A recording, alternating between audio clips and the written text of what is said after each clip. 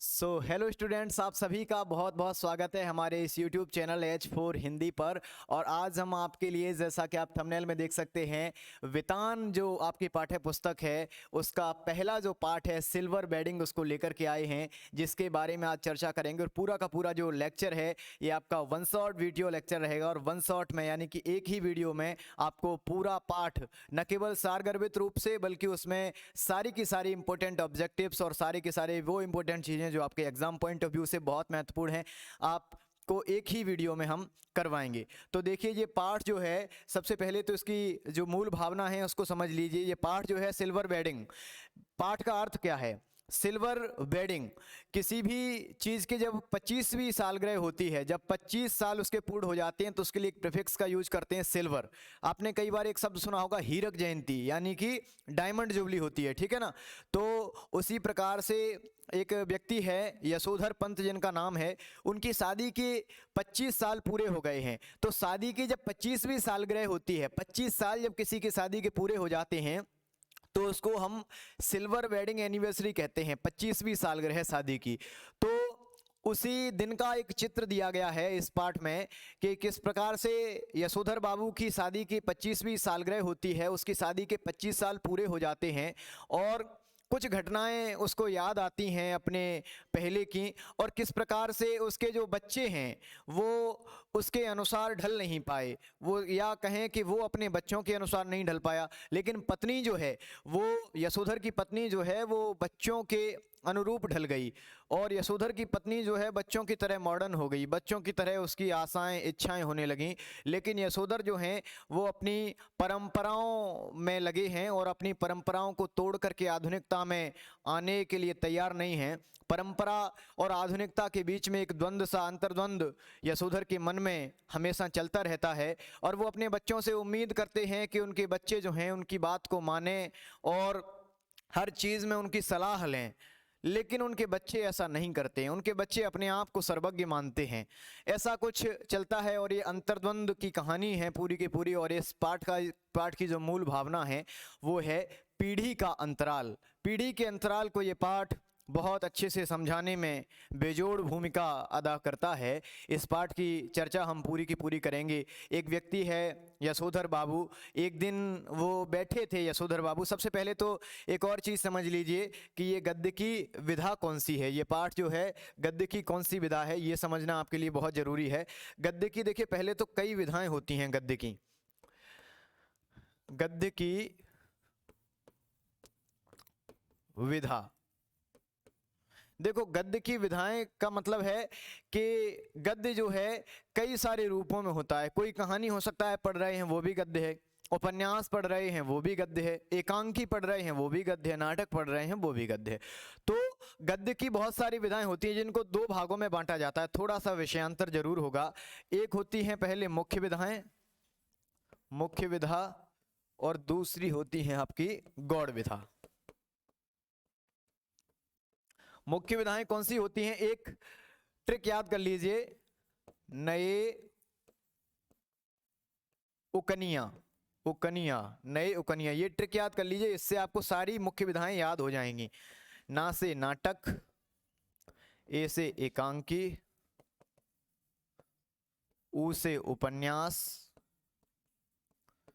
का से कहानी, नी से निबंध, और आ से आलोचना।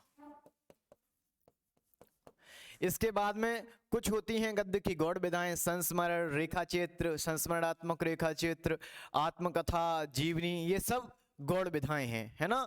यात्रा वृतांत हो सकता है। इसमें एक थोड़ी सी कंफ्यूजन रहती है कुछ लोगों को आत्मकथा और आलोचना में।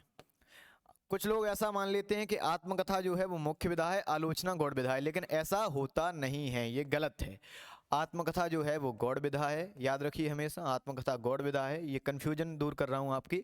और आलोचना जो है वो आपकी मुख्य विधा है। तो समझ गए होंगे कि गद्य की विधाओं का क्या अर्थ है। तो अक्सर आपके एग्जाम में ये क्वेश्चन पूछ लिया जाता है कि दिया गया पाठ गद्य की कौन सी विधा के अंतर्गत आता है। तो सिल्वर वेडिंग पाठ जो है गद्य की विधा कौन सी है? एक लंबी कहानी है, एक लंबी कहानी एनसीईआरटी में लिखा भी है, या सीधा सीधा सिर्फ कहानी लिख सकते हो। ठीक है, कौन सी विधा है? कहानी। ठीक, इसके बाद देखिए, इसके बाद क्या है?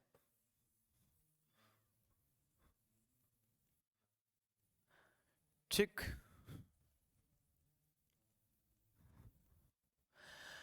अब देखिएगा यशोधर के बारे में थोड़ा सा बताते हैं। जो इस पाठ के केंद्रीय चरित्र हैं, मुख्य चरित्र हैं यशोधर पंत।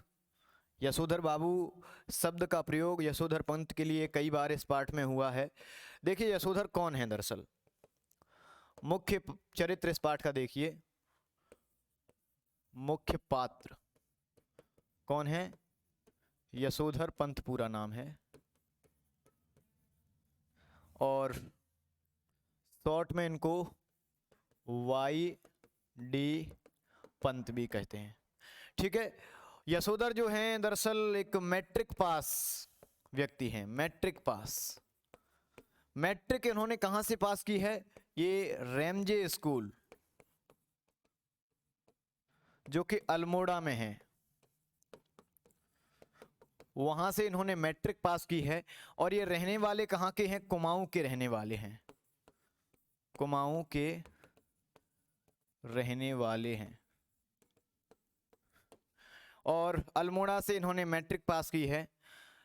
कुमाऊं के रहने वाले थे, अल्मोड़ा से इन्होंने मैट्रिक की परीक्षा पास की और नौकरी की तलाश में दिल्ली चले आए। नौकरी की तलाश में दिल्ली चले आए। तो दिल्ली में इनको किसने आश्रय दिया था? किसने आसरा दिया था?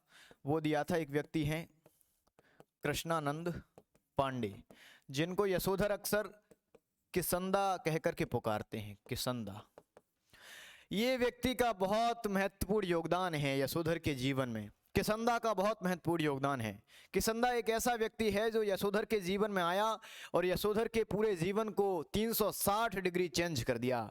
एक तरह से कह सकते हैं कि यशोधर को किसंदा के जैसा जीवन व्यतीत करने की, जीवन जीने की ललक लग गई और उनकी तरह उनके विचार बन गए। और अक्सर किसंदा मृत्यु के बाद भी यशोधर के ध्यान में आकर के उतरते हैं, गुनगुनाते हैं, यशोधर से बतियाते हैं और कई सारी बातें करते हैं। यानी कि यशोधर के जीवन पर बड़ा गहरा प्रभाव है किसंदा का।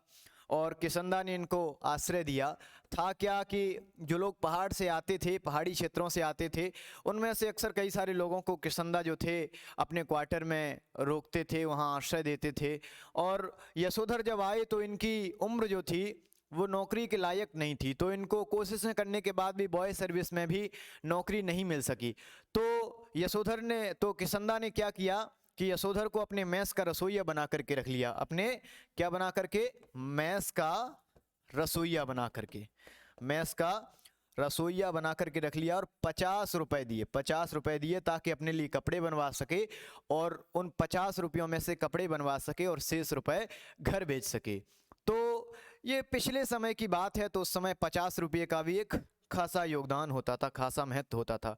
देखिए क्या है कि किसंदा बहुत दानी व्यक्ति थे, बहुत ही समाज हितैषी व्यक्ति थे। बहुत से ऐसे यशोधर जैसे कई सारे बच्चे जो थे, जो बेसहारा टाइप के थे, उनको सहारा देकर के उनकी जीवन को संवारा किसंदा ने। ऐसे व्यक्ति थे, एक समाज सेवक थे, और जीवन भर उन्होंने शादी नहीं की, अविवाहित रहे। लेकिन अंत में इस पाठ के द्वारा जो बयां किया गया वो ये बताता है कि किसंदा के साथ भी थोड़ी सी दुर्गति हुई। जब वो मरे तो उनकी मौत का कारण स्पष्ट रूप से किसी को पता नहीं चला। उनकी मौत जो हुआ होगा से हुई, जो हुआ होगा, अर्थात पता नहीं कि क्या हुआ होगा, क्यों उनकी मौत हो गई ये संदिग्ध है, ये कारण बना हुआ है। ये अभी भी किसी को क्लियर नहीं है कि उनकी मौत क्यों हुई। थोड़ा सा दोबारा लौटते हैं कहानी की तरफ। यशोधर के निजी जीवन के बारे में थोड़ा सा जानते हैं। यशोधर जो हैं दरअसल यशोधर बाबू के जो बेटे हैं 3 हैं और बेटी 1 है। बेटे और बेटियों के बारे में थोड़ा सा जानते हैं। इनका जो बड़ा बेटा है उसका नाम है भूषण। बड़ा बेटा का नाम है भूषण और वो एक विज्ञापन कंपनी में नौकरी करता है। एक विज्ञापन कंपनी में नौकरी करता है। और इनका जो दूसरा बेटा है, ये बड़ा बेटा भूषण एक विज्ञापन कंपनी में नौकरी करता है और इसकी प्रारंभिक तनख्वाह जो है, प्रारंभिक तनख्वाह जो है वो 1,500 रुपए प्रति माह है।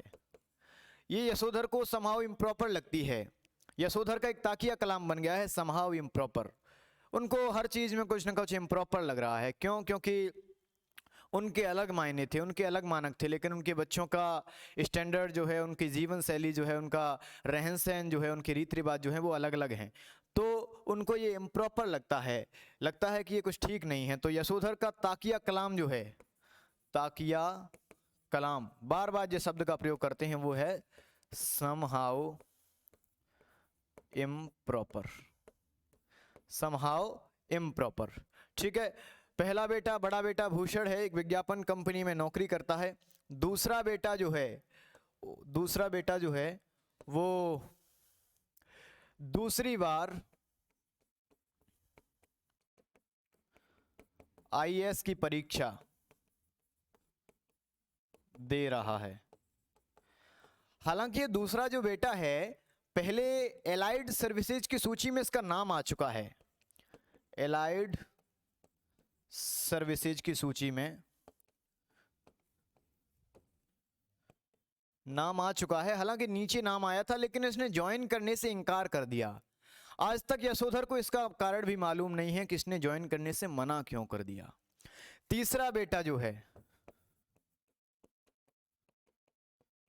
ये स्कॉलरशिप लेकर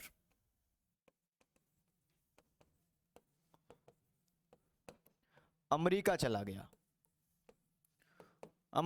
गया और ये स्कॉलरशिप लेकर के अमेरिका चला गया है। बेटी जो है यशोधर की, वो तमाम सारे प्रस्तावित वरों को अस्वीकार कर चुकी है, वरों को अस्वीकार कर चुकी है। यानी कि इसके लिए कई सारे संबंध इसकी शादी के लिए परिवार के द्वारा ढूंढे गए, लेकिन उन सारे प्रस्तावित वरों को बेटी ने अस्वीकार कर दिया, उनके लिए मना कर दिया। और यही नहीं, बल्कि वो धमकियां भी देती है कि वो उच्च शिक्षा के लिए, ये डॉक्टरी की सबसे उच्चतम शिक्षा के लिए वो भी स्वयं भी अमेरिका जाने की धमकी भी परिवार वालों को दे रही है। तो ये सब चल रहा है बेटे बेटियों के बीच में। तो ये सब जो है यशोधर को समहाउ इम्प्रॉपर लगता है। यशोधर अपने बेटों से ये एक्सपेक्टेशन करते हैं, ये उम्मीद करते हैं कि बेटे कुछ भी करेंगे या बच्चा इनका कुछ भी करेगा तो मुझसे पूछ करके करेगा, इनका अकाउंट जो हो मेरे साथ में जॉइंट अकाउंट हो, ये सब हो। लेकिन बच्चे जो हैं वो मानते हैं कि मैं अपने आप में सेल्फ हूँ। यही सब जो पीढ़ी का अंतराल है वो इस पाठ के द्वारा बयां किया जाता है। अब देखिएगा, यशोधर का जो बड़ा बेटा है, इसको शुरुआती तनख्वाह 1,500 है, लेकिन यशोधर रिटायरमेंट पे आए, रिटायरमेंट पर आ गए हैं और 1,500 रुपए रिटायरमेंट पर मिल रहे हैं, 1,500 रुपए प्रति माह के। तो इनको लगता है कि इसमें कुछ ना कुछ समहाउ इम्प्रॉपर है, समहाउ ये कुछ ठीक नहीं है, जिसलिए कि इनको रिटायरमेंट के समय 1,500 रुपए प्रति माह मिल रहे हैं और उसको शुरुआत में ही 1,500 रुपए प्रति माह मिल रहा है। यानी कि कुछ ना कुछ इसमें ब्लैक मनी है। तो यशोधर को ये भी इम्प्रॉपर लगता है। यशोधर कई बार कहते भी हैं, लेकिन यशोधर की पत्नी जो है वो अपने बच्चों के साथ में घुल मिल गई है। अब देखिएगा, यशोधर वर्तमान में नौकरी कहाँ करते हैं? सेक्शन ऑफिसर हैं, सेक्शन ऑफिसर हैं अपने सेक्रेटरिएट में। ये सबसे बड़ा पार्ट है आपकी पूरी पाठ्य पुस्तक का, एक बहुत बड़ा पार्ट है। उसको कितना भी शॉर्ट कीजिए तो थोड़ा सा लंबा खिंच जाता है, लेकिन मैं कोशिश कर रहा हूँ कि पूरी रुचि के साथ में आपको समझ में आए। ये सेक्शन ऑफिसर हैं, पहले ये भी एक छोटे से पद से भर्ती हुए होंगे बॉयज सर्विस से, और आज सेक्शन ऑफिसर बन गए हैं और गोल मार्केट में रहते हैं, गोल मार्केट में रहते हैं, गोल मार्केट में रहते हैं। हालांकि इनको कई बार एंड्रूगंज, लक्ष्मीबाई नगर, पंडारा रोड, ऐसी ऐसी अच्छी जगहों पर सरकारी क्वार्टर मिलने की एक अच्छी खबर आई है, क्योंकि इनका पद भी अच्छा था इसलिए। लेकिन ये सारे के सारे उन क्वार्टर्स को इन्होंने अस्वीकार कर दिया है, क्योंकि ये गोल मार्केट को छोड़ना नहीं चाहते हैं। आप समझ सकते हैं कि प्रवृत्ति कैसी है, अपने स्थान को न छोड़ने वाली प्रवृत्ति है, परंपरा से जुड़े हुए व्यक्ति हैं। और किसंदा जो हैं वो DIZ एरिया में रहते थे, DIZ एरिया में किसंदा रहते थे। बाद में राजेंद्र नगर में माफ कीजिए एक क्वार्टर लेकर के रहे किराए पर, बाद में गांव चले गए थे किसंदा। अब क्या है कि ये गोल मार्केट में रहते हैं, गोल मार्केट से सेक्रेटरिएट जहां नौकरी करते हैं, सचिवालय जो होता है, सेक्रेटरिएट तक पहले ये साइकिल से जाते थे। लेकिन बच्चों को लगता है कि साइकिल तो चपरासी चलाते हैं। बच्चे कहते हैं कि पिताजी स्कूटर ले लो आप, लेकिन स्कूटर इनको यशोधर को समहाउ निहायती एकदम से बेहुदा सवारी मालूम होती है, तो स्कूटर लेते नहीं है, कार अफोर्ड नहीं करते, तो अब पैदल जा रहे हैं। कार अफोर्ड नहीं करते, इतना पैसा नहीं है कि कार से जा सकें, तो अब पैदल जाते हैं। एक दिन का चित्रण किया गया है, वो सीधा सीधा समझिए कि एक दिन यशोधर अपनी ऑफिस में बैठे थे और सारा का सारा काम निपटाने वाले थे, 5:25 होने वाले थे, और आखिरी फाइल आउट ट्रे में डाली, और वैसे ही उन्होंने अपनी घड़ी देखी और समय मिलाया तो चड्ढा जो था डायरेक्ट असिस्टेंट ग्रेड में भर्ती हुआ था, डायरेक्ट असिस्टेंट ग्रेड में भर्ती हुआ नया छोकरा जो चड्ढा था, उसने कहा कि क्यों यशोधर आप, क्यों बाबूजी आपकी चूनेदानी का क्या हाल है। उसकी घड़ी को चूनेदानी कह करके पुकारा, तो यशोधर को ये थोड़ा बुरा लगा। फिर वो तर्क देता है कि ये घड़ी मुझे मेरी शादी में मिली थी और मिनट टू मिनट ये करेक्ट चलती है। तो होता क्या है कि मिनट टू मिनट करेक्ट चलती है, ये घड़ी शादी में मिली थी। फिर चड्ढा को याद आता है कि अच्छा आज तो आपकी शादी की 25वीं सालगिरह है।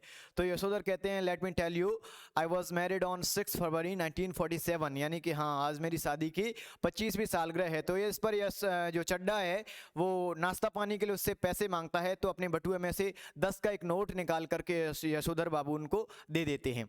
तो चड्ढा कहता है कि इससे क्या होने वाला है, तो यशोधर जो हैं 10-10 के 2 नोट और निकाल करके देते थे। और ऑब्जेक्टिव क्वेश्चन आ सकता है कि यशोधर ने चड्ढा को कुल कितने रुपए दिए, 30 रुपए दिए थे, पहले 10 का नोट, फिर 10-10 के 2 और नोट। तो भगवान दास नौकर को चड्ढा बुला करके कुछ चाय बिस्किट मंगाता है, तो नौकर का नाम क्या था, भगवान दास। तो चड्ढा उनसे रोकने के लिए गुजारिश करता है, गुहार लगाता है, लेकिन वो रुकते नहीं हैं पार्टी में और वो सीधे चले जाते हैं। अब कुछ दिनों से वो बार बार बिड़ला मंदिर जाते हैं, सेक्रेटरिएट से सीधे बिड़ला मंदिर जाते हैं और बिड़ला मंदिर के उद्यान में बैठ करके थोड़ा बहुत ध्यान करते हैं। होता क्या है कि घर वालों को ये भी पसंद नहीं आता, घर वालों को लगता है कि मंदिर में बैठ करके ध्यान करना ये तो बूढ़े लोगों का काम है, और अभी पिताजी, बच्चे मानते कि अभी पिताजी इतने बूढ़े हुए नहीं हैं, तो ये सब पसंद नहीं आता। लेकिन यशोधर को लौट करके ये प्रॉपर लगता है कि घर वाले मेरे बारे में ऐसा सोच रहे हैं, ऐसा क्यों सोच रहे हैं। तो होता क्या है कि वो एक दिन, वही शादी की 25वीं सालगिरह वाला दिन होता है, वो बिड़ला मंदिर में बैठ करके उस उद्यान में, बिड़ला मंदिर के उद्यान में बैठ करके थोड़ा बहुत ध्यान करते हैं। उसके बाद में निकलते हैं, जब निकलते हैं तो बिड़ला मंदिर से वो सब्जी मंडी जाते हैं, सब्जी मंडी से अपने घर की तरफ जाते हैं। बीच में उन्हें DIZ एरिया मिलता है, जहाँ पर किसंदा का 3 क्वार्टर वाला, माफ़ कीजिए 3 बेडरूम वाला क्वार्टर हुआ करता था। और किसंदा जो हैं पहले प्रत्येक दिन शाम को 4 बजे यशोधर के घर पे आया करते थे और चाय पिया करते थे, और यशोधर को किसंदा भाऊ कह करके बुलाते थे। इंपॉर्टेंट ऑब्जेक्टिव है, भाऊ का अर्थ क्या होता है, भाऊ का अर्थ याद कर लो पहले। तो भाऊ का अर्थ होता है बच्चा, और भाऊ कौन किसको कहता था, किसंदा कहते थे यशोधर को, किसंदा यशोधर को भाऊ कह करके बुलाते थे। अब होता क्या है कि प्रतिदिन आते थे और 4 बजे चाय पीते थे उनके यहाँ, और उनका कहना था कि जिसे फूंक मार कर ना पीना पड़े वो चाय ही कैसी है। तो ये सब उनके बीच चलता था। तो उसके बाद में क्या होता है कि किसंदा और यशोधर की जो ये मिलाप है, वार्तालाप है, उसके बारे में थोड़ी बहुत चर्चाएं इस पार्ट के बीच बीच में दी गई हैं। तो उस दिन वो सब्जी मंडी से जा रहे थे, DIZ एरिया से होकर के गुजरते थे। अब वहाँ पर नई नई कॉलोनीज बन रही हैं, नए नए मकान बन रहे हैं, वो उस रूप में अब रहा नहीं है DIZ एरिया। पहले किसंदा का वहाँ 3 बेडरूम वाला क्वार्टर हुआ करता था, लेकिन रिटायरमेंट के 6 महीने के बाद किसंदा को अपना क्वार्टर छोड़ना पड़ा। तो उसके बाद कुछ समय उसके जो मित्र थे किसंदा के, उन्होंने ग्रीन पार्क, हौज खास, कैलाश, ऐसी अच्छी अच्छी जगहों पर अपने मकान ले रखे थे, घर बनवा रखे थे, लेकिन उनके किसी भी मित्र ने उनसे नहीं पूछा कि तुम आकर के मेरे घर पर रह लीजिए। तो ये देखिए पूरे जीवन जो व्यक्ति समाज सेवा में रहा उसके लिए किसी ने नहीं पूछा। तो यशोधर को ये भी कुछ समहाउ इम्प्रॉपर लगता है। उसके बाद होता क्या है कि राजेंद्र नगर में किराए पर क्वार्टर लेकर के 6 महीने तक रहते हैं किसंदा, और उसके बाद अपने गांव चले जाते हैं। और गांव में जाकर के 1 साल बाद उनकी मृत्यु हो जाती है। गांव के लोगों से पूछा जाता है तो उनको भी उनकी मृत्यु का स्पष्ट कारण नहीं पता। कहते हैं कि जो हुआ होगा से उनकी मृत्यु हुई है। यशोधर को ये समहाउ इम्प्रॉपर लगता है कि मृत्यु का असल कारण दरअसल क्यों नहीं पता है। यशोधर भी किसंदा की तरह अपने गांव में जाना चाहते हैं, लेकिन गांव का पुश्तैनी घर जो है वो अब टूट फूट चुका है, वो अब अपनी मूल अवस्था में नहीं रहा है और घर वालों से भी थोड़ी अनबन है। तो अब वो गांव जाने के भी निर्णय को उन्होंने अस्वीकृत कर दिया है, अब गांव भी नहीं जा रहे हैं। तो जैसे ही उस दिन का चित्रण है, उस दिन वो सब्जी मंडी से निकलते हुए वहाँ से अपने घर पे पहुँचे, तो घर पे जाते हैं